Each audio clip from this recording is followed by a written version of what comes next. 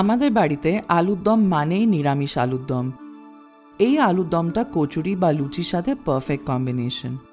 ছোট আলু পেলে সেটাই সেদ্ধ করে খোসা ছাড়িয়ে রাখবে। তারপর ঘিতে বা তেলে আলুগুলো ভেজে নেবে। তেল কিন্তু সর্ষের তেলই ব্যবহার করবে।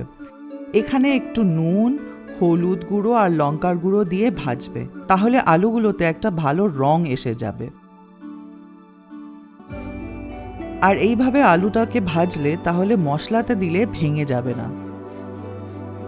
ভাজা হয়ে গেলে সেম কড়াইতেই তেজপাতা, শুকনো লঙ্কা, গোটা গরম মশলা আর জিরে ফোড়ন এক এক করে দিয়ে দেবে।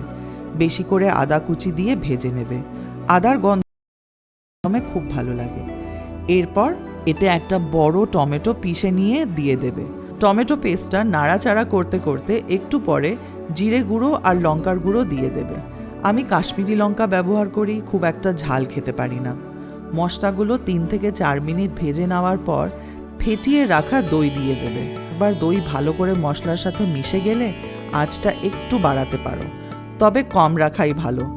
যখন ওপর থেকে তেল ভেসে উঠবে তখন ভেজে রাখা আলুগুলো দিয়ে দেবে। একটু জল দিয়ে আর পরিমাণ মতো নুন আর চিনি দিয়ে ঢাকা দিয়ে মাঝারি আঁচে রাখবে, বেশ 4 থেকে 5 মিনিট মতো। ঢাকা খুলে চেরা কাঁচা লঙ্কা, আরও একটু ঘি আর গরম মশলা গুঁড়ো দিয়ে একবার ফুটিয়ে নেবে। ব্যাস, আলুর দম রেডি। এই আলুর দম কচুরি বা লুচি ও পোলাওয়ের সাথে সার্ভ করতে পারবে।